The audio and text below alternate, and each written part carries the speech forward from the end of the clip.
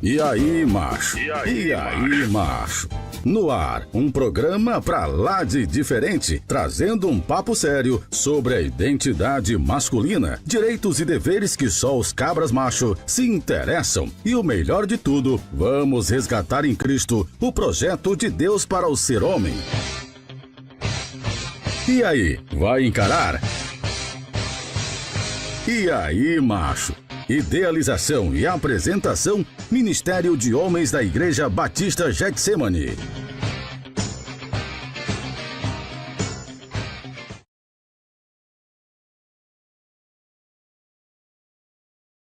Agosto de 2024, programa E aí, macho, entrando no ar, na nossa segunda edição, na nossa nova casa.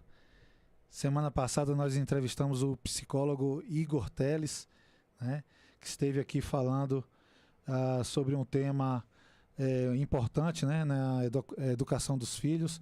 E hoje, falando sobre paternidade, estamos aqui com um convidado super especial, o Dr. Éder Brito, já parceiro nosso aqui, já é a terceira vez, né, que está com a gente. E falando sobre o tema paternidade. Fique conosco, você que está entrando no chat aí agora, compartilhe, né? Se inscreva, compartilhe e chame mais pessoas para estarem ouvindo aqui esse papo, que com certeza muito interessante e vai edificar muito sua vida, tá ok? Vamos começar, doutor Éder, fica à vontade, querido, boa noite, suas considerações iniciais. Boa noite, queria agradecer vocês novamente pelo convite, é sempre um prazer estar aqui com os irmãos. Trago um abraço lá da família. Obrigado. Hoje está todo mundo bem aconchegadinho nesse frio, né? E é isso. Muito obrigado aí por mais um convite. Lembrando que o programa E aí, macho, ele tem um oferecimento, né, da MR Móveis, Andrade Construções e Embelezar Noivas. Um grande abraço para os nossos parceiros, nossos amigos e irmãos que têm nos abençoado, que têm feito esse ministério chegar até onde chegou. Bom, vamos começar nosso bate-papo. Na primeira pergunta, doutor Éder, falar de paternidade é sempre muito relevante, porque também somos filhos. Deus, na sua palavra, se apresenta a nós como um pai cuidadoso, amoroso, justo, entre outros dos seus muitos atributos. Na sua opinião, doutor, entender a paternidade de Deus é um ponto de partida para que possamos ser melhores pais? Se me permite aqui, não como o doutor, mas eu penso que a gente hoje vai estar conversando mais sobre a questão da cosmovisão cristã, né? Sim. O que é que um cristão pensa sobre a própria vida? E se nós somos cristãos, né, como a Bíblia nos instrui a ser, a gente tem como base de qualquer coisa o nosso Deus, né, que é o único ser absoluto, está fora dessa criação. Ele é quem cria todas as coisas, chama tudo à existência, e ele é quem dá as normas de tudo como deve ser, né? E a Bíblia é muito bela porque logo no início a Bíblia diz que Deus ele cria o homem à sua imagem e semelhança. Em outras palavras, Deus está dizendo que a função básica principal do homem é espelhar o próprio Criador para todo o demais da criação. Em outras palavras, a base de tudo que o homem deve se comportar, tudo que ele deve pensar, aprender, agir, é o próprio Criador. E ainda uma coisa muito bela que a Bíblia diz é que Deus celebra o primeiro casamento. Né? Eu sei que não é muito comum, né, da forma como a gente faz hoje, é outra coisa bem diferente de casamento, mas o primeiro casamento é celebrado ali nos primeiros capítulos de Gênesis, né, quando Deus une a sua esposa, Adão a sua esposa, e ali se forma a família, né, também uma criação, uma invenção do próprio Deus. Então esse Deus não só cria, mas ele determina os papéis dentro dessa família, né? Papéis que são muito bem definidos, tanto que a gente vê que quando Adão peca nesse seu papel de cuidado da esposa, de cuidar de marido, olha o que aconteceu, né? O pecado entra no mundo. Então a importância de nós conhecermos esse Deus. Outra coisa importante, quando Deus disse que o homem seria sua imagem, ele estava dizendo ali de forma direta que ele iria se revelar ao homem. E à medida que o homem fosse conhecendo a Deus, mais o homem estaria capacitado a cumprir a ordenança de ser imagem de Deus, né? E a gente pensa às vezes que assim, o pecado entrou no mundo e atrapalhou tudo. De certa forma atrapalhou sim, mas a ordem de Deus ela nunca foi revogada.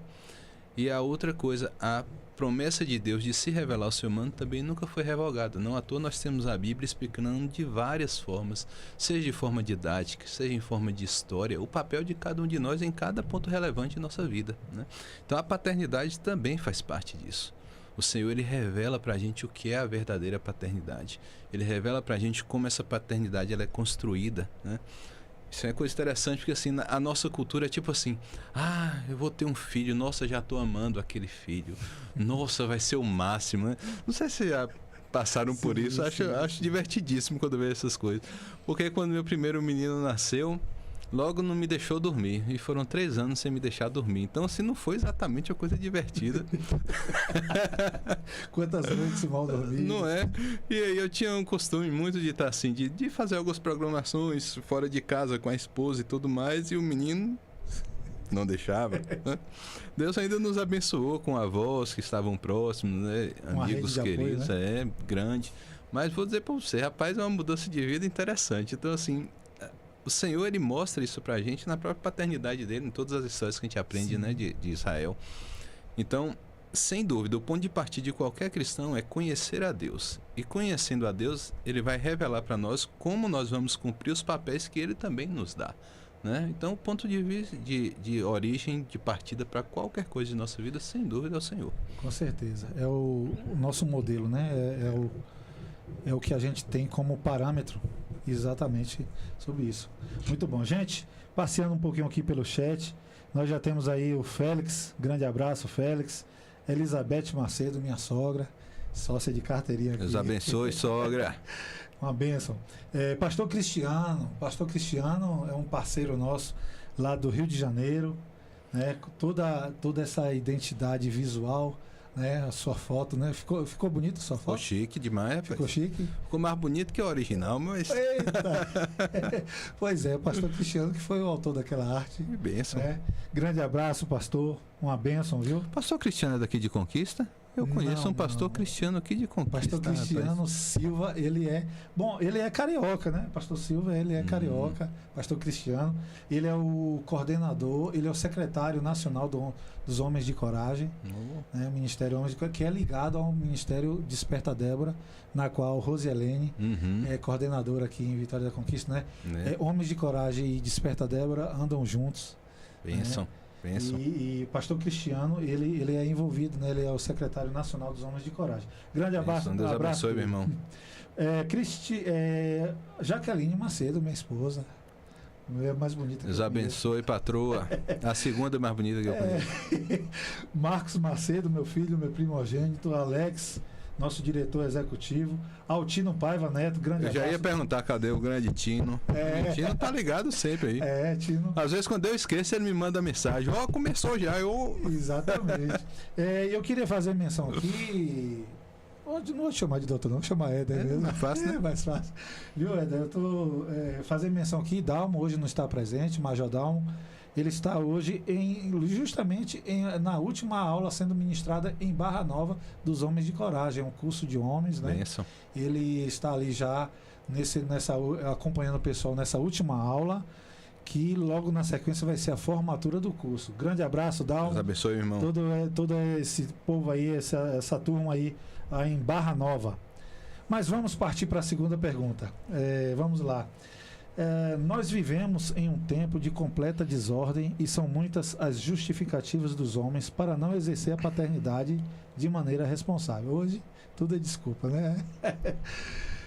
Você poderia falar um pouco sobre a sua visão dessa realidade e quais as consequências desse comportamento? Pode falar, querido. Pode falar? Pode, sinta-se à vontade. Olá, hein? Ei, Major Dalmo, soldado, quando é mandado, não vai pra cadeia depois não, vai? Não, vai não. Olha só. É interessante porque, assim, existe um comportamento engraçado quando a gente vai ganhando um pouquinho mais de idade, a gente olha para os filhos da gente ou para um comportamento da pessoa mais jovem e fala assim, no meu tempo não era assim. Já viu isso? Meu tempo era diferente, no meu tempo era mais difícil, né? Assim, no meu tempo era diferente, no meu tempo era diferente. E aí a gente sempre tem essa ideia de que, assim, de alguma forma querer comparar os tempos, mas se a gente parar para pensar, todos os tempos têm suas vantagens, né? E tem suas dificuldades. Todo tempo tem isso. Hoje a gente vive um tempo onde você tem uma tecnologia que lhe aproxima muita coisa. Na minha época, eu morava em Salvador, minha esposa, ainda namorada, morava em Maceió. Eita! Era um sofrimento para falar. Hoje os meninos fazem vídeo chamada, parece Star Wars, alguma coisa do tipo, né? Star Trek. Então, assim, todos os... A ficha do telefone era cara? Rapaz. Era o cartão ou era a ficha ainda, né? Na minha, era cartão, né? Já tinha cartão, mas na minha época teve... Deus abençoou que tinha um negócio, você fazia uma ligação na meia-noite, entre meia-noite e 6 da manhã e cobrava bem baratinho. Mesmo. Sofrimento, rapaz. Na minha época. Enfim, todas as épocas apresentam desafios, né? Sim. E assim, mas o que a gente percebe é que as instruções da palavra do Senhor, elas cabem perfeitamente em qualquer época, né? E as instruções básicas, principalmente quando a gente pensa em paternidade, é a convivência. Se a gente for lembrar lá em Deuteronômio, ele vai falar, olha, você vai cuidar do seu filho quando ele acorda, caminhando com ele, sentado comendo, ou seja, todo momento é momento de você instruir a criança. E a gente pensa que essa questão da instrução, ela está na fala, né? Sem dúvida a fala faz parte disso, mas a palavra do Senhor diz assim, indo pelo caminho.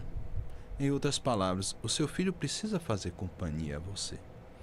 E muitas vezes a gente pensa assim, poxa, mas meu trabalho não permite isso. Por exemplo, tem gente que trabalha embarcado, como é que ele vai levar o filho a uma embarcação? Os marinheiros. Ou tantas outras, né? Tem gente que trabalha cuidando de fiação em alta tensão. Não tem como levar o filho realmente. Mas você não faz só isso na vida, né? A gente faz várias coisas e o filho da gente ele precisa observar como nós nos comportamos, servindo a Deus enquanto cumprimos as funções que Ele está nos dando a cumprir, né? E esse caminhar é importante. Não tem um ditado antigo que diz que a palavra ensina, mas o exemplo que arrasta. Né? E a palavra de Deus, ela não nos instrui. Você tem a obrigação de gastar tempo com seu filho. Você quer ver uma coisa interessante? Um amigo meu, muito querido, pastor Ricardo, lá de Salvador, quando começou essa história de tempo de qualidade, ele fala, que tempo de qualidade, rapaz? Você tem que ter tempo, rapaz. Gaste tempo, e é verdade. Você tem que ter tempo e esse tempo utilizá-lo com qualidade, sem dúvida, mas você precisa ter tempo, né? E tudo é uma questão de prioridade. O que a gente quer da vida? Quer ver outra palavra, outra frase que me incomoda profundamente quando alguém vira e fala assim, não, mas a gente tem que criar o filho para o mundo, prepará-lo para os desafios do mundo e tal. E eu fico pensando assim, nossa, que eu saiba, do jeito que a coisa anda mudando, a realidade do mundo deles vai ser muito diferente da nossa. No tempo dos nossos pais, talvez eles conseguiam ter uma previsão do que a gente passaria hoje e de alguma forma nos instruir de forma mais assertiva. Acho que a gente não tem mais isso, não. Né? Quantas profissões vão acabar desaparecendo quando minha filha de 6 anos tivesse seus 25 anos?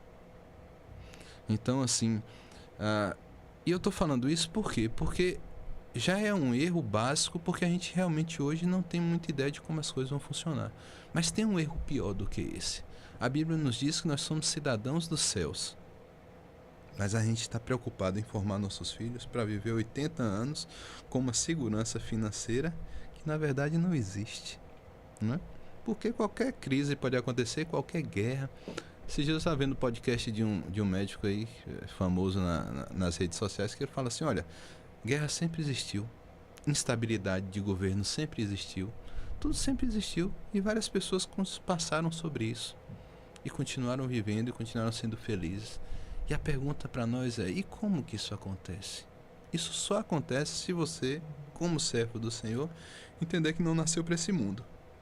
Exatamente. E entender que o filho foi dado a você não para esse mundo. Você foi chamado por Deus para ser um pai que forma um filho para ser cidadão dos céus. E ele peregrinará por esse mundo. A pergunta é, você vai dar ferramentas para que ele peregrine para esse mundo sendo um cidadão desse mundo? Ou você vai dar ferramentas para que ele peregrine por esse mundo sendo cidadão dos céus? É uma coisa interessante, rapaz, assim, você vê como é as coisas são. A família do meu pai tinha muita preocupação na questão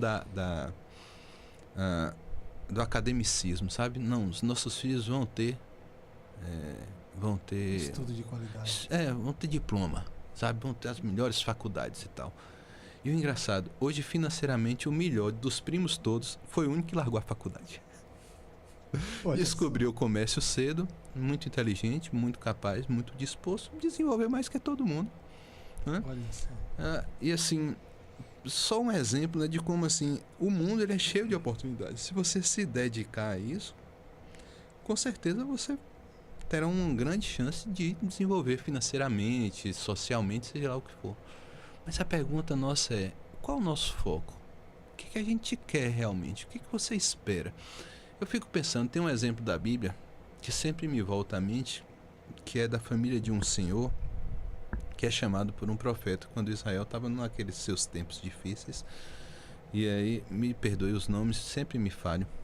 Mas aí Deus manda o profeta chamar uma determinada família e o profeta vai, chama, leva eles no templo e fala assim, olha, sentem-se comigo, vamos agora tomar um vinho. E aí o pessoal da família recua, fica meio assim, sem jeito. Ele fala, não, vamos, né? Vamos dividir esse momento gostoso aqui, tomando vinho. Ele fala, olha, você vai perdoar. Mas o nosso pai, que na verdade era o ancestral antigo, né, nos orientou algumas coisas, dentre elas que nós não formaríamos cidades, seríamos pessoas nômades, e outra que nós jamais beberemos vinho.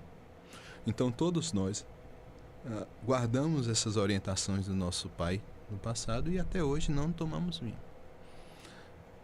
E aí, então a palavra do Senhor vem para aquele profeta e fala assim, tá vendo? Essa nação, com a orientação boa de um pai terreno, tem cumprido isso aí e eu tenho abençoado. Já Israel, que recebe a orientação do próprio Deus, se desvia da minha palavra. E aí Deus vai e fala uma coisa que para mim marcou profundamente. Fala assim, por isso, a esse homem nunca faltará na raiz dele alguém que me sirva.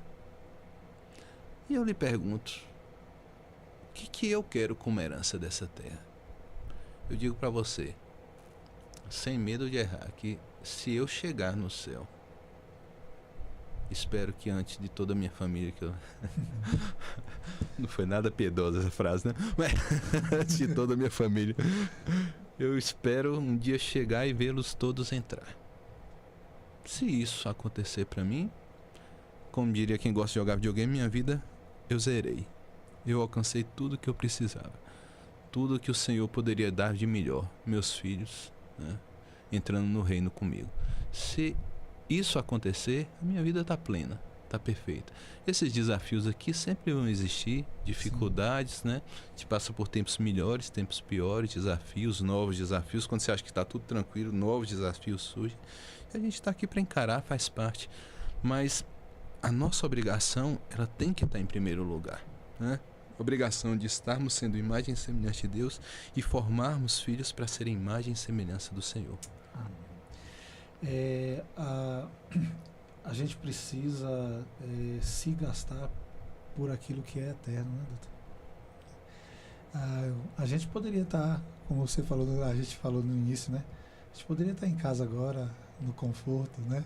Mas nós estamos aqui falando de algo que é para o reino, né?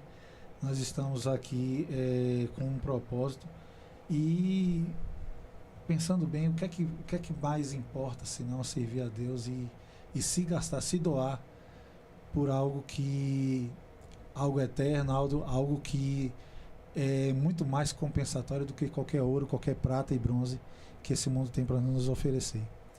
E eu vejo no meu círculo de amizade, de pessoas próximas, muita gente com aquela preocupação, às vezes quando o filho chega com a nota 8,5 em casa, toma uma surra, fica de castigo. E não, você tem que tirar 9, tem que tirar 10, porque você tem que ser o melhor da sua turma, colocando muitas vezes um jugo, um peso em cima do filho, da criança, desnecessário. Muitas vezes desviando o foco, o olhar da criança para algo terreno, sendo que existem muitas coisas muito mais importantes, né? É interessante quando você fala essa questão de aprendizado, né? Você já parou para pensar que essa fórmula que acharam de provas, né, para os nossos filhos, ou para nós mesmo, muitas vezes, de avaliar, elas, na verdade, avaliam mais sua capacidade de responder ao que alguém está lhe perguntando do que realmente o seu conhecimento sobre o assunto, né? Outra coisa interessante, como é que a gente vai cobrar do nosso filho que ele tem o conhecimento de algo, quando muitas vezes nós terceirizamos o cuidado desse filho a outras pessoas, né? E aí você fala assim, a sua nota foi ruim. Bem, você sentou com ele e viu se ele sabia o assunto, né? Você gastou tempo para saber se ele tinha noção do que ele ia falar lá e de como ele ia se expressar. É interessante que logo quando eu mudei para Conquista, um amigo meu, a filha dele, que hoje é médica, inclusive, preocupante, né? Já tem muito tempo que eu mudei para Conquista. Ainda tava na escola. Não vou falar disso não, né? A vida tá correndo, rapaz, tá rápido demais. Mas enfim, ela tava ainda fazendo escola e ele falou assim: chega aí, minha filha vai ter uma prova que eu tô achando que ela não tá preparada. Aí eu fui lá, a gente foi visitar eles, eu aproveitei, né, para sentar com ela. Aí eu li o negócio, comecei a conversar com ela e eu vi que a coisa não tava funcionando direito. Eu falei, eu acho que ela não tá entendendo como funciona. Aí eu virei e falei assim, faz o seguinte, esquece tudo que você leu nesse livro. Eu vou lhe explicar.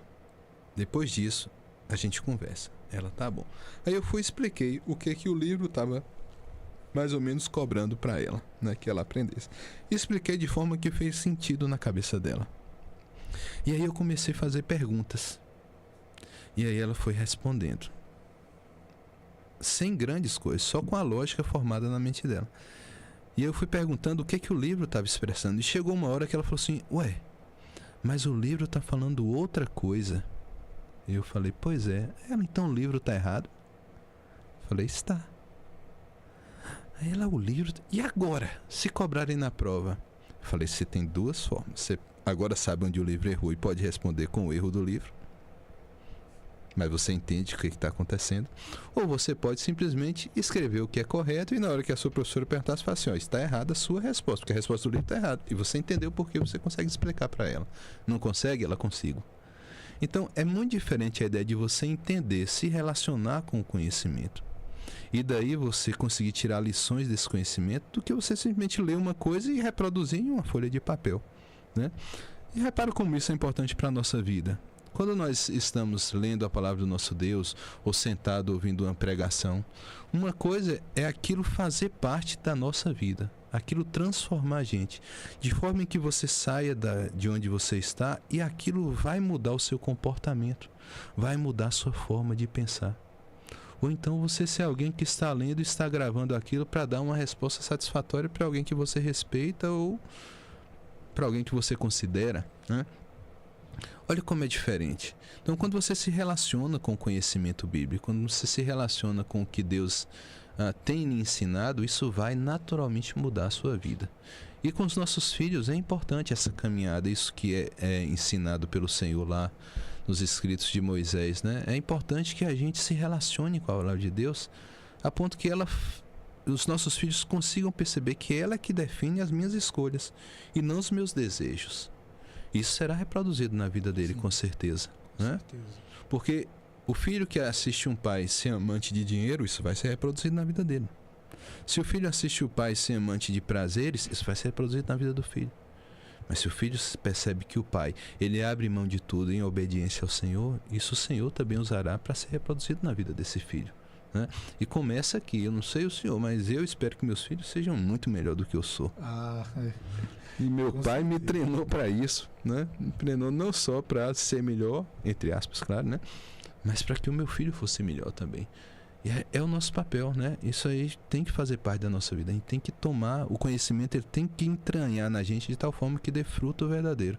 E não uma coisa escrita num papel. E nessas cobranças dos nossos filhos é importante que a gente esteja acompanhando eles para ver se eles entenderam aquilo. Outra coisa interessante, uma vez meu filho virou para mim e falou assim, pai, A mãe estava lá questionando ele na questão da matemática. Ele, nossa, pai, muito chato. Isso não serve para nada. Eu falei, não, muito bem. Aí, um dia eu tenho uma marcenariazinha no fundo de casa, né? Os móveis que a patroa me pede, eu vou fazendo para ela e tal. Ele é marceneiro também, né? Mais ou menos. Não chegaria a tanto, não, mas... Aí ele falou assim, pai, eu queria fazer um negócio. Eu falei, epa, nem entra. Aí ele, por que não? Eu falei, só faz marcenaria quem entende matemática. Se você não sabe o que é ângulo, não sabe calcular um ângulo, não sabe formar a imagem da coisa que você quer, como é que você vai entrar aqui? Nem entra. Ele, é só saber matemática, só saber matemática. Pronto. Adora matemática. Olha só. Boa. Essa foi boa, com certeza. Olha, passando aqui pelo chat, Dilson Figueira, Pedrinho Evaldo, lá do Cicobi. Deus abençoe, Shalom Adonai, irmãos. Boa noite, que Deus abençoe vocês. Deus abençoe, querido. Bom, partindo para a nossa próxima pergunta, Éder. Na semana passada, nós falamos sobre o papel do pai na construção do caráter dos filhos e foi falado que o homem tem a missão de ser o eixo ordenador da dinâmica familiar. É ordenado a si mesmo que ele vai ordenar tudo à sua volta. É ordenando a si mesmo que ele vai ordenar tudo à sua volta. Deus nos coloca numa posição de liderança, de protetor, de provedor material e espiritual nos nossos lares. Muitas vezes, para realizarmos a nossa missão, temos que nos sacrificar. Podemos dizer que esse é um grande desafio para os homens dos nossos dias? Mas eu diria que esse é um desafio para qualquer ser humano em qualquer época, né? E muito por causa da questão do pecado mesmo, né? Quando Deus forma Adão, então uma das ordens da criação é que ele governe sobre todas as coisas. Essa é uma expressão muito bonita porque não é o conceito que nós temos hoje humano de governo, né? Como alguém que pisa e esmaga todo mundo que está contra a sua vontade. Nós vemos em governos não muito longe de nós, não é verdade? E a ordenança bíblica, na verdade, ela tem relação com a preservação e desenvolvimento. Então, quando Deus diz para Adão, ele dá uma ordem a Adão para governar a terra, ele está falando, você vai usufruir dessa terra, descobrir os benefícios dessa terra, preservar o que já foi feito por Deus, mas desenvolver para o bem seu e dos demais dessa criação. Repara como isso é interessante, porque um cristão aprender com um descrente sobre, por exemplo, preservação de natureza, é um absurdo por definição. Porque essa é uma ordem que está na primeira página da Bíblia. Sim. Algo que nós deveríamos estar desenvolvendo, é o nosso papel. E nesse governo também, a outra ordem que ele dá é o quê? Crescei e multiplicai. Isso é uma ordem criacional da relação entre seres humanos. Em outras palavras, eu estava dizendo assim, vocês precisam ter filhos, ensinar esses filhos a imagem de Deus, e aí vocês vão espalhar esses filhos pela terra para que a imagem de Deus esteja em toda a terra. Então essa ordem criacional, ela é diretamente relacionada a formar pessoas, forjar pessoas com caráter semelhantes ao do Criador. Pessoas que seriam capazes de conhecer, descobrir, desenvolver e preservar todo o demais da criação, né? Então, o preceito básico de governo, ele vem de Deus, porque Ele é quem governa todas as coisas em última instância. Mas Ele nos coloca, os teólogos chamam de vice-reis ou vice-regentes dessa criação, justamente com o papel de que a gente espelhe a Deus nessa preservação e nesse desenvolvimento. Até porque esse universo é imenso e a gente não tem a menor condição de desbravá-lo, nem na nossa terra. É interessante que o senhor sabe que até hoje ainda estão descobrindo órgãos no nosso corpo, né? A gente vê a ciência desenvolvendo muito, a medicina desenvolvendo muito, mas tem coisas no nosso corpo que a gente não tem nem noção, né? Tem tecidos que a gente não tem nem noção. Então, assim, é uma vastidão maravilhosa da criação de Deus em um cosmo pequeno como o nosso. E Ele nos dá essa ordem de governá-lo, mas governá-lo em preservação, né? Em forjar caráter. E isso na família também ele é retratado por Paulo lá em Efésios 5. Né? Interessante que antes dele trabalhar isso, ele vai falar assim, olha, se encham do Espírito de Deus, né? É a ordenança que ele dá pra gente. Encham-se do Espírito de Deus. E aí, ele vai falar isso: vocês só vão conseguir se encher do Espírito de Deus quando vocês se submeterem uns aos outros. Ou se sujeitarem, né, que é a tradução mais comum. O que também é muito bonito, que também é um termo hoje que você... Hoje a gente está na época do empoderamento. Eu quero ser poderoso. Eu quero ser chique. Eu quero ser o máximo. Eu quero ser aquele que é visto em qualquer lugar. É o que mais se falou nessas Olimpíadas aí, né? Não é, rapaz, que coisa triste, assim, sabe? Você está representando tal grupo e as pessoas que têm o mínimo de noção do que está acontecendo falam assim: não, eu estou representando o meu país, todo ele, né? Aliás, a Olimpíada não é isso? Você representar a sua nação? Pareceu que não, né? Estranho, né? Interessante essa desvirtuação. Você vê que é uma coisa que vem de cima para baixo, né? A gente tem exemplos de governos péssimos, a gente tem exemplos de lideranças péssimos, e isso é reproduzido nesse microcosmo. E é um desajuste importante. E é necessário que esse desajuste ele ocorra dentro das nossas famílias. Por quê? Porque se você tem uma família organizada que entende, à luz do que Deus revela na Bíblia, o que é a formação de uma família e qual o papel de cada um, você vai olhar para esses líderes e falar o quê? Eles estão em desordem. Portanto, devem ser trocados. E eles querem largar o poder? De forma nenhuma. De forma nenhuma. Interessante que assim, eu estava também lendo um rapaz falando sobre essa questão de macro poder, né? Pessoas que têm poderes supranacionais, vamos dizer assim, né? Poder do dinheiro, poder de influência e tudo mais. Ele fala assim: olha, você vê que por todo o mundo há uma tentativa de destruição da família. Não é uma coisa só do nosso país, né? Nem da nossa região, América Latina. É uma coisa do mundo inteiro. Global. É. E aí ele falava assim, rapaz, eles não são contra a família, esqueça isso. Eles são contra a sua família. A deles deve continuar forte e coesa para que ele continue organizando as coisas da forma como ele pensa ser melhor. Se você tem uma família coesa, você vai ter a sua forma de pensar e você vai tentar organizar o seu microcosmo naquilo que você acha mais coeso. Sim. Se você tem uma cosmovisão cristã, você vai organizar a sua vida com a cosmovisão que a Bíblia lhe ensina. E isso para essas pessoas é um grande perigo. Percebe? Então, assim, é algo muito grave que a gente não se apercebe. E quando a gente pensa que, olha, o homem com esse papel, aí que eles fazem o quê? Não, o homem é feminicídio, é maltratando a mulher, não considera a mulher. Eu nunca ouvi dizer isso.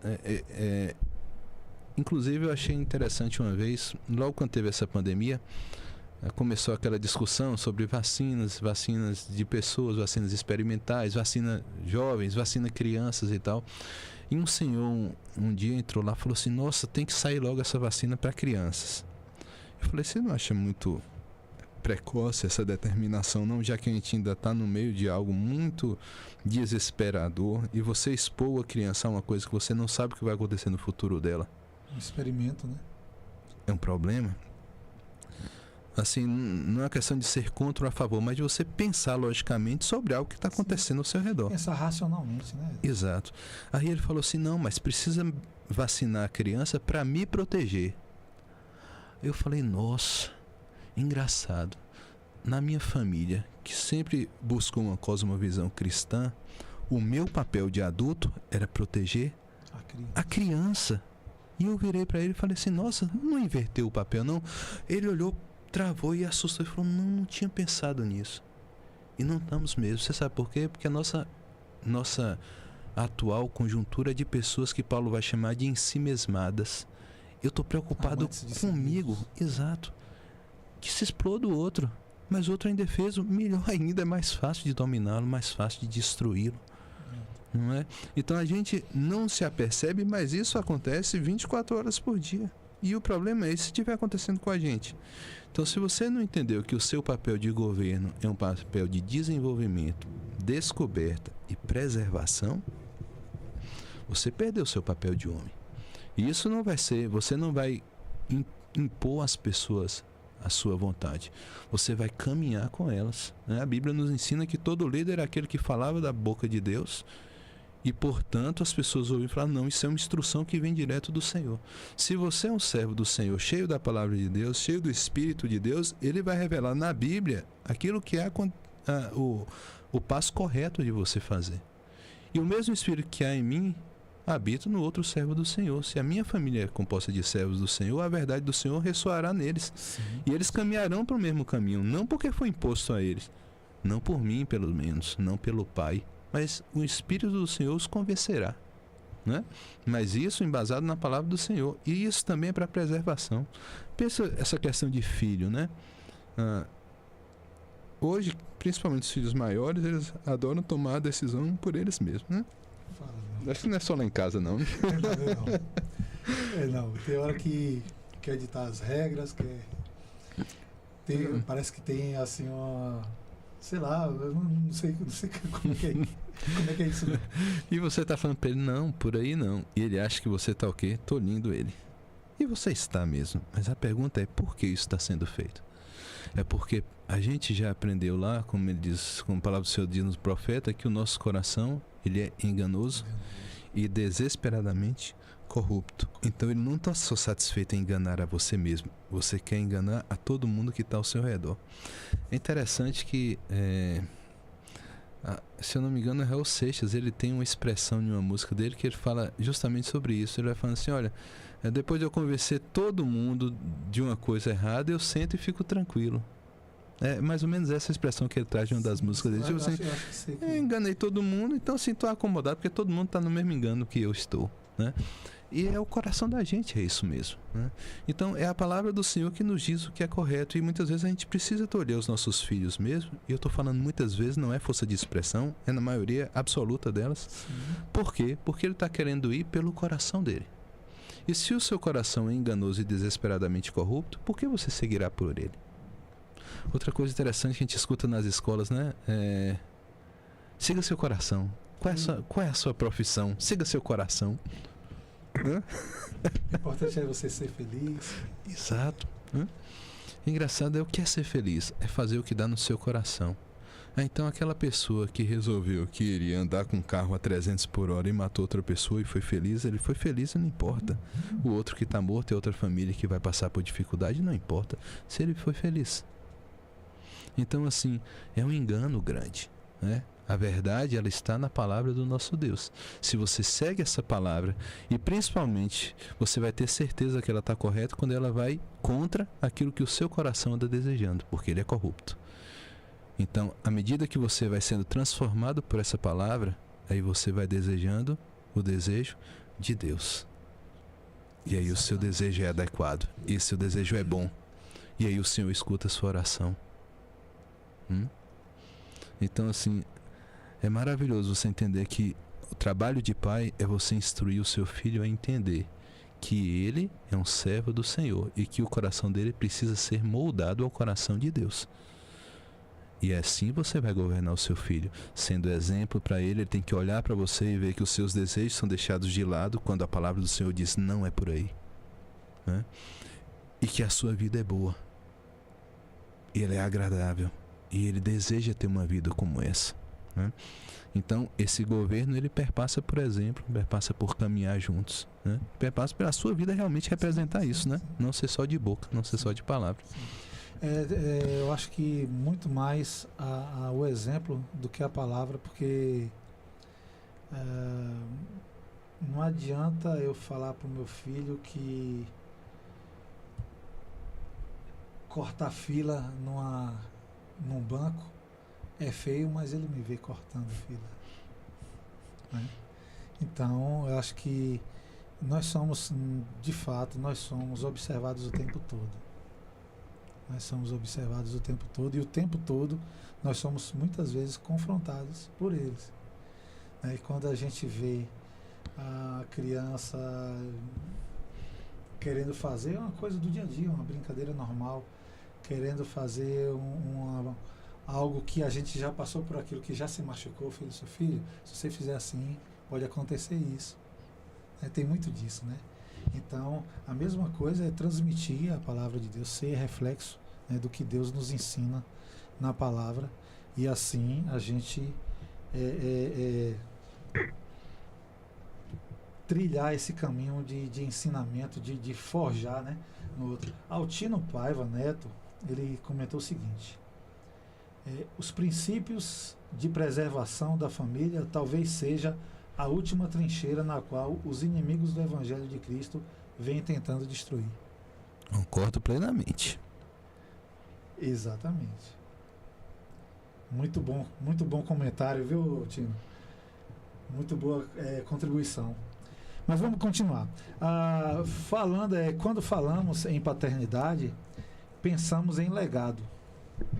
O caráter de um homem é moldado fortemente pelos aspectos positivos e negativos aprendidos pelo seu pai.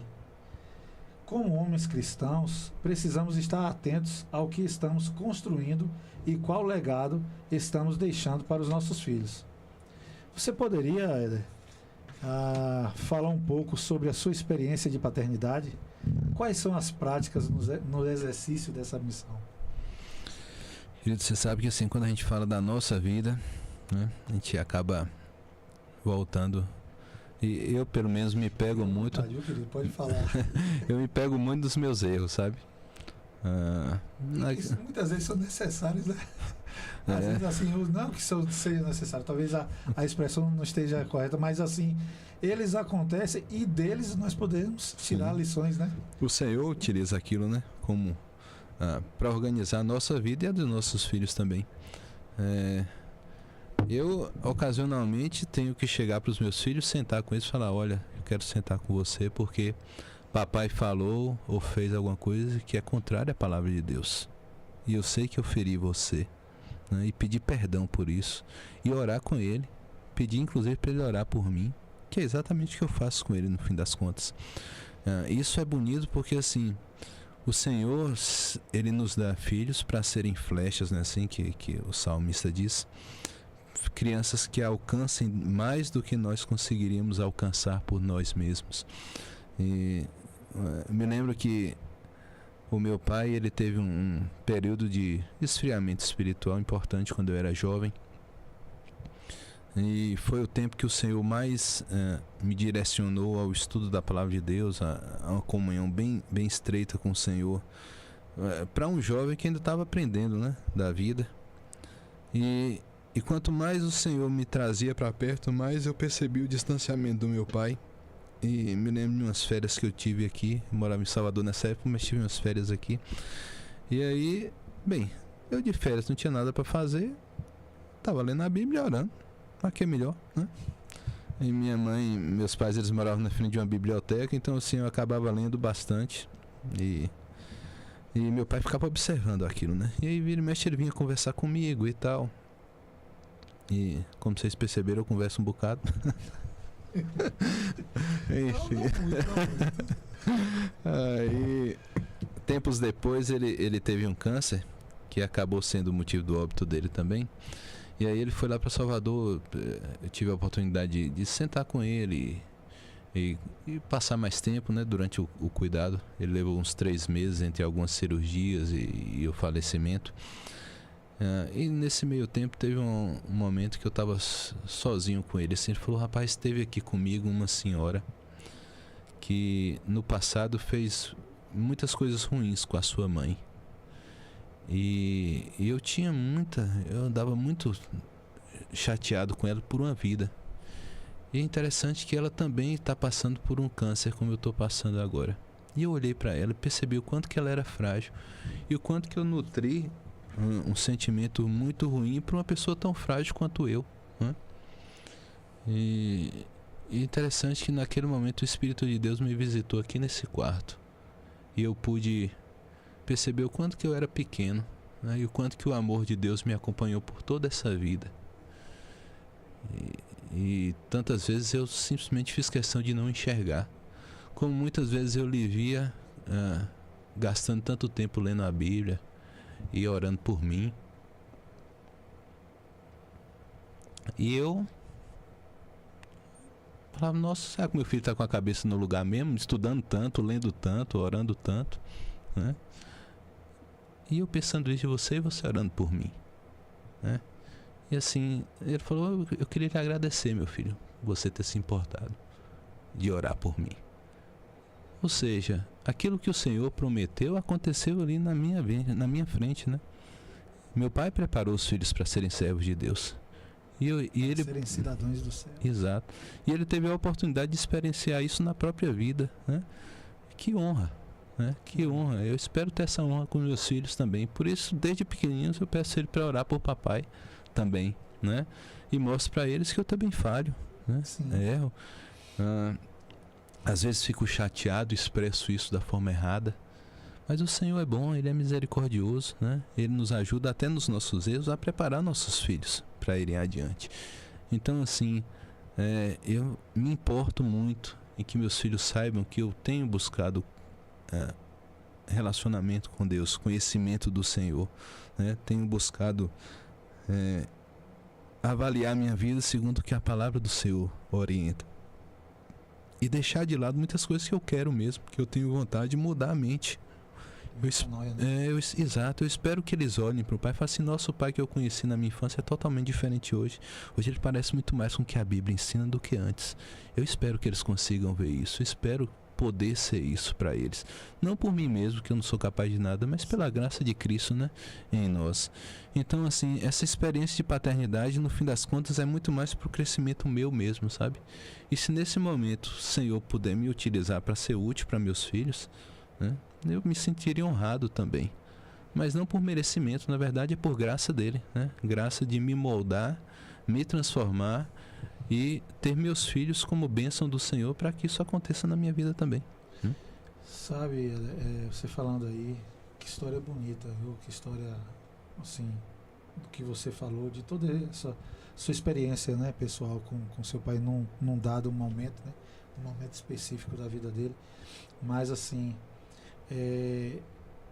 eu e meus irmãos, nós nascemos num lar evangélico, né? Nascemos num lar cristão, onde o nosso pai sempre se preocupou em nos educar dentro, né, dos princípios da palavra de Deus. E a gente cresceu, eu perdi meu pai com 16 anos, ele era, né, bem mais de idade, e eu perdi ele ia fazer 80 anos, e eu sempre, depois que ele faleceu, eu sempre tive lembrava, né, de tudo que ele ensinou pra gente, de todos os exemplos, né, sendo procurando viver uma vida cristã, uma vida baseada nos princípios de Deus. Mas teve momentos na minha vida, até antes de casar, que eu vivi um completo ativismo religioso, né? Quantas e quantas vezes eu meio de semana eu deixava de ir para estar no colégio, para estar na igreja tocando, participando do louvor, e achava que, poxa, estou fazendo a obra. Mas por que eu estou falando isso? Que muitas vezes a gente, achando que está fazendo a coisa correta, muitas vezes a gente está passando para os nossos filhos a maneira, muitas vezes, errada de reino. E quando a gente fala de paternidade, de ensinar, a gente tem que colocar as coisas nos seus devidos lugares. Olha, é bom estar na igreja, nas escolas dominicais, é legal, é bom, isso aí é importante. Mas nada disso adianta se dentro da minha própria casa eu não estou fazendo esse ensinamento. Quantas e quantas vezes eu ouço pais, muitos deles pastores, que os filhos hoje não querem nem saber do evangelho, né? Muitas vezes o abraço que o filho espera, a palavra de conforto, eu como pai não tenho tempo de estar, né, ministrando a vida do meu filho, tá ali muitas vezes um dilema, uma coisa dele, da idade, uma coisa, sabe? De repente ele passou por uma situação e ele não tem uma orientação, e nós como pais, desatentos a tudo isso, né, a gente, qualquer coisa é importante, menos estar junto, né? Isso que você falou de muitas vezes errou, ter a humildade e falar assim: filho, papai errou, perdoa papai, eu vou procurar não não agir mais dessa forma. Isso é fantástico porque, ao mesmo tempo que mostra a nossa humanidade, né, a nossa fragilidade, nós somos passivos de erro, mas também mostra que nós queremos acertar, nós queremos consertar, e nós temos princípios, né? Nós temos um Deus que é o nosso modelo de pai, né? Que nunca falhou e que é eterno, né? Como você falou, ele não está dentro da criação, ele está fora disso tudo, porque ele criou todas as coisas, né? Isso é muito importante, ter essa percepção, essa disposição em querer estar junto, caminhar junto com o filho, né? A própria palavra fala que a gente não tem, a gente tem que ensinar o caminho. A gente não tem que ensinar o caminho, tem que ensinar no caminho. Isso quer dizer caminhar junto com ele no caminho, né? Rapaz, isso é interessante, rapaz, porque assim, eu me preocupo muito que assim, a gente que é chamado ao cuidado, né, também da igreja local, muitas vezes a gente realmente gasta muito tempo com os de fora, e às vezes resolver o problema dos outros é bem mais fácil, né, do que resolver o nosso. É bem mais confortável, né? A opinião é ótima, duro é você viver, não né? Conhece a gente, né? E assim, isso eu agradeço a Deus, porque assim, minha esposa, ela desde cedo falou assim: presta atenção no que ele está falando para você.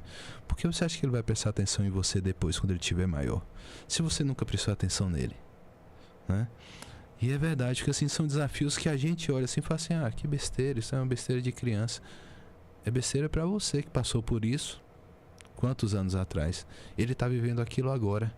Às vezes ele só quer dividir, ele só quer mostrar como ele se livrou daquilo, ele só quer mostrar como ele pensa sobre aquilo dali. E você perde uma grande oportunidade de entrar no sentimento do seu filho, se divertir com ele nas coisas engraçadas que foram engraçadas para ele de verdade, né? Ou também das coisas que ele não soube lidar de forma adequada, ele está dividindo com você, ele não está sabendo talvez expressar que quer sua ajuda, né? E às vezes ele não quer sua ajuda, você fala: não, você devia ter feito isso. Não, ele quer que você se envolva com aquilo e mostre na prática como isso deve funcionar, né? É bênção do Senhor. Se a gente não estiver atento para isso, ele vai falar assim: ah, pro de fora ele é ótimo, né? Quem sabe um dia ele quer ser meu pastor em vez de ser meu pai. Teve até uma história de uma criança que falou para alguém que ela queria morar na igreja. Parece que uma criança falou para a mãe, eu ouvi uma história assim. Mas por que, minha filha? Não, porque eu gosto muito mais do meu pai, do que ele é aqui na igreja do que ele é em casa.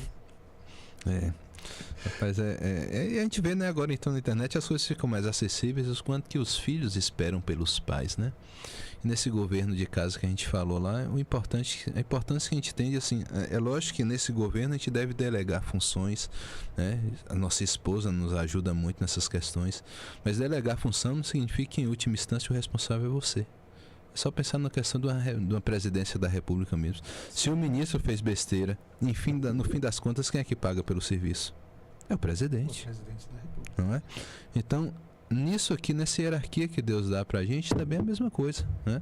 O nosso filho, se ele falha, é uma demonstração clara que nós falhamos como pais, na maioria absoluta das vezes, né? E às vezes você acha que, não, mas eu falei direito, eu instruí ele direito. Mas você foi o que você falou? Ou você só sabia enganar melhor do que ele? Ele já não está mais disposto a enganar ninguém, ele faz e pronto, né? Então assim, enganar os de fora é fácil, mas dentro de casa a coisa é bem diferente. Verdade. Bom, gente, nós já estamos partindo para o final, né, do nosso programa. E assim, muito bom. O programa vai ficar gravado. E você que está nos ouvindo, tenho certeza que muita gente, aliás, desde a época da rádio, nossos programas, a gente ia ver as visualizações depois. Era assim, coisa, né?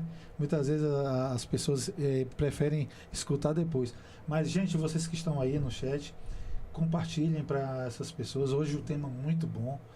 Dr. Éder, assim, tem sido aqui nesse tempo instrumento de Deus para falar muita coisa que a gente precisa ouvir, né? E eu tenho certeza que vai ser abençoador na sua vida, na vida da sua família. Mas, partindo para a última pergunta, né? A saideira. Vamos levantar uma questão aqui que os machos deixam muito a desejar, que é o cuidado com a saúde. E além de não cuidar da sua saúde, na maioria das vezes o cuidado com a saúde dos filhos fica com a mãe. Com a sua experiência profissional, Éder, poderia nos dar algumas dicas do que é essencial observar para preservar a nossa saúde e dos nossos filhos? Deixa eu começar antes do profissional. É interessante quando a gente lê na palavra do Senhor as ordenanças, né, dos 10 mandamentos, a gente avalia elas sempre do que a gente chama de ponto negativo, né? Por exemplo, não matarás. Então, você ir lá enfiar uma faca no coração de um é pecado. É pecado. Mas Jesus vai chamar a atenção, fala assim: se você odiou o seu irmão, você já matou. Por que ele chama a atenção da gente para isso? Inclusive ele usa um termo interessante, fala assim: ouviste o que foi dito. Parece que ele está cancelando o que foi dito. Não, ele está falando assim: olha, explicaram para você errado. A explicação correta é essa. Se você olha para o seu irmão com ódio, você já o matou. Por quê? Porque dentro desse conceito de não matarás está inserido a ideia de que você deve dispor de toda a sua força, de toda a sua inteligência, de toda a sua capacidade, de todos os seus meios para a preservação da vida, né? Então, não matar é igual a buscar a preservação da vida. Se você não cuida das coisas como deveria, por exemplo, se você pega um carro, sabe que naquela via é 80 por hora e aquilo foi colocado ali por algum motivo, né, de preservação de vida, e você sai a 200, você literalmente não só está se matando, como está matando o próximo, que você não cuidou nem de você mesmo e está odiando o outro, porque você não cuida da vida dele, né? Então, assim, é papel do servo do Senhor estar observando a sua própria saúde, a sua própria condição. Eu fico vendo assim, normalmente antes de dormir, tá todo mundo já deitado. Eu levanto, rodo a casa inteira, vejo que está tudo bem fechadinho, tudo bem organizado. Porque a Bíblia diz... porque a Bíblia diz o quê? Que é o Senhor que cuida, né? Mas eu falo assim, se o Senhor não cuidar, em vão vigia o sentinela. Ele não mandou deixar de vigiar. Lá em casa também é assim. Eu sou o último a deitar. Senso de preservação, né? Rode a casa, veja se está tudo certo, faça o seu papel. E isso também na saúde, né? Como é que você vai estar pronto para cuidar se o seu filho tiver algum problema de saúde, se a sua esposa tiver problema de saúde, se você mesmo tem um problema de saúde? E uma coisa é quando esse problema de saúde vem por falta de você ter cuidado disso, né? E às vezes é um cuidado mútuo também, né? Minha esposa de vez em quando fala assim: você tem feito seus exames, tem olhado se está tudo bem? E às vezes... Ele espeta de pau, é? Exato. E às vezes eu tenho que falar para ela: e você fez? Não assim, a cobrança reversa, mas o cuidado mesmo. Você fala assim: ó, tem cuidado, porque a gente vai se envolvendo com tarefas. E muitas vezes os filhos da gente vai precisar. E se você não está pronto, se você não está guardando nem do seu mesmo, né, como é que você vai observar o dele também? Então faz parte você estar cuidando daquilo que é natural que você cuide. E visitas médicas é igual carro, rapaz. Se você for para lá na hora que o carro parou, nunca volta mesmo, né? É interessante porque às vezes a gente vê as pessoas falando assim: não, eu vou fazer uma cirurgia porque eu estou sentindo tal coisa e depois disso eu vou ficar curado. Quem te disse isso? Na medicina a gente usa o termo de você foi mutilado. Foi tirado uma parte sua. Foi emendado uma parte sua. Isso não volta ao seu que era antes. Isso vai ficar menos complicado de conviver do que era antes da cirurgia. Sim.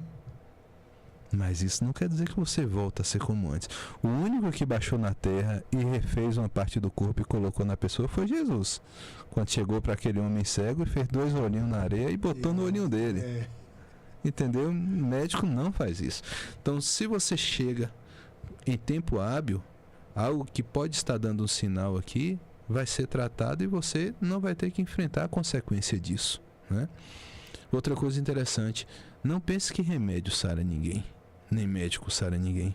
É a ação de Deus utilizando aquele remédio que vai fazer com que sua vida seja preservada. Sim. E isso é importante por quê? Porque muitas vezes a gente delega uma realidade para um médico, para um outro ser humano igual a você, de algo que é impossível que ele faça, né? E o mesmo remédio que você deu para um, para o mesmo problema, funciona excelente, para o outro não funciona. no fim das contas, o quê? Preservação do Senhor. Bênção de Deus na vida da pessoa, né? Bênção de Deus na vida do profissional também, que acertou o que estava fazendo. Mas o fato é, a gente tem a obrigação de cuidar antes. Uma outra coisa que a Bíblia deixa clara para a gente: tem o dia que Deus vai lhe chamar. Eu nunca vi ele fazer, ó, venha, e você falar, depois. Agora não sei, né? Já aconteceu, mas por concessão do Senhor, né? E não Exato. pela vontade humana. Mas é interessante porque, assim, uma coisa é esse dia chegar, e ele vai chegar. A outra coisa é como é que você vai chegar nesse dia. Até esse dia, né? Porque esse dia vai chegar. A questão é, você vai chegar caminhando nesse dia com as suas próprias pernas? Ou você vai chegar pelo braço dos outros? Ou prostrado em uma cama. Exato. Então, assim, isso é responsabilidade nossa, né? O dia é responsabilidade do Senhor. Mas como a gente chega lá, isso é responsabilidade nossa. Se nós não cumprimos a nossa obrigação no cuidado nosso, nós somos exemplos disso para os nossos filhos também, para a nossa esposa, isso será cobrado de nós como governantes do nosso lar, né? Então, é o nosso papel. E nessa questão médica, diretamente, quanto mais o paciente chega para a gente de forma organizada e você faz um panorama básico dele, é interessante que a maioria, se não todas as especialidades médicas, você tem uma quantidade de exames básicos que você dá o start na vida do paciente. A foto dele é essa. A partir daqui, se acontece alguma coisa, você fala, olha, isso aqui mudou, isso não era assim.